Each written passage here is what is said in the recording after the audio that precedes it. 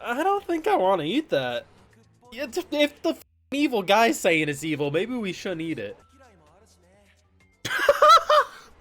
Yo! What the Yeah, some of us have likes and dislikes after all. We might not all want to eat flesh. You don't fucking say. Apocalypse Bringer could be the worst show going forward, and this single moment in episode 3 has probably secured it as being the greatest isekai until I stop laughing. That was glorious. Drop a like, share your support, subscribe if you're new around here, and Patreon is of course where you're going to catch my full live reactions and exclusives. So this show has been very interesting because it's turned out far more engaging than anyone would probably think just at a first glance. Not only does the NPC in question know about the concept of the game, the fact that it's a strategy rather than just like, oh, here's like a generic RPG type thing. That's all well and fun. But you know, often with these evil characters running an evil empire, it's you know, it's morally questionable at worst. Insert demented Kirby tree that apparently is food. And the food tastes like human flesh. Okay, that's weird, but hey, evil empire, that checks out. What does our MC do in the face of, you know, the Dark Elves being like, oh, I don't know if I want to eat meat that tastes like human, that feels a little cannibalistic, and they seem a little too close to our own species for comfort. This guy wasn't trying to make a joke. He was being dead-ass serious, but it might be the hardest I've ever laughed. Well, everyone does have their preferences and tastes. You don't say, boss. This show, the fact that we can be like, hey, here's this food source we grow, it tastes like human flesh. I don't know if I want to eat that. Yeah, we all have our preferences. Yeah, you don't f***ing say. This show is unexpectedly kind of brilliant.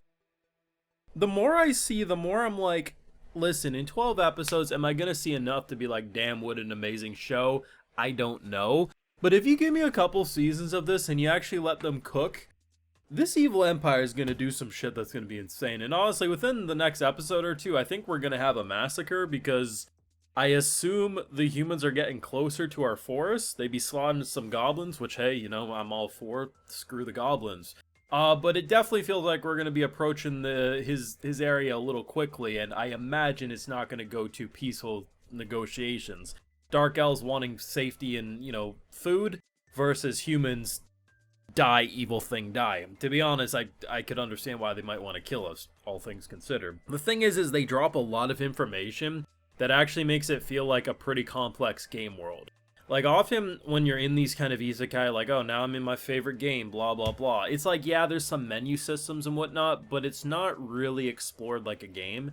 It's just a medieval world, more often than not. And while there definitely is some more like video game presentation choices at times, the idea of like happiness as an example. So in the game, there's a happiness meter. So any sort of game with strategy and building, whether that's something like a Civilization, a Roller Coaster Tycoon, you know, happiness is important in order to keep people engaged and coming back and blah, blah, blah.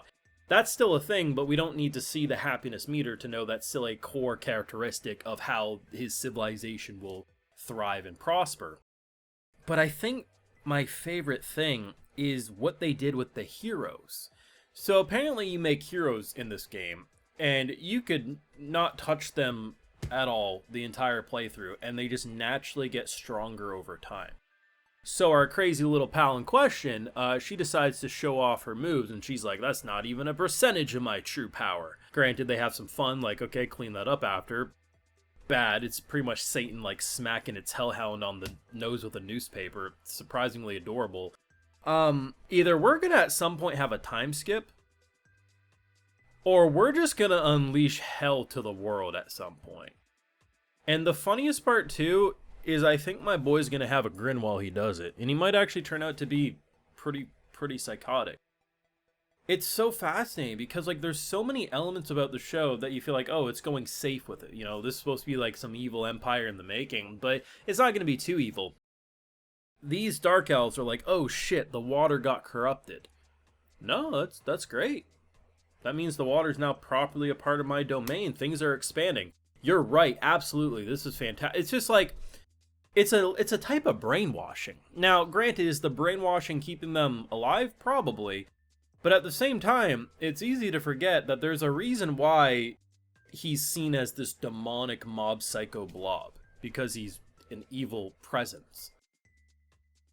The cool thing too is the attention to detail. So when the Dark Elves first got introduced to the forest, she played up this role of like dominatrix mistress. I will crush you peasants. How dare you look at my master?